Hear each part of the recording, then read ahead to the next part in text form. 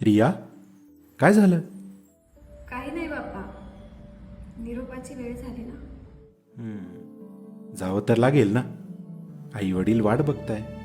तुझे काय माझे काय, आपले खरे दैवत आई वडीलच. तुमची खूप आठवण येईल बाप्पा.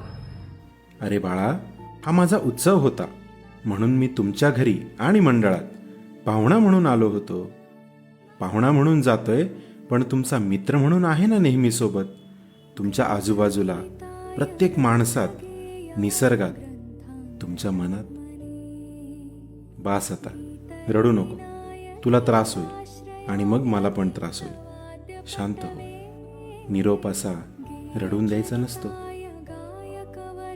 पुढच्या वर्षी येईल ना मी, तुम्ही म्हणता तसं, लवकरच.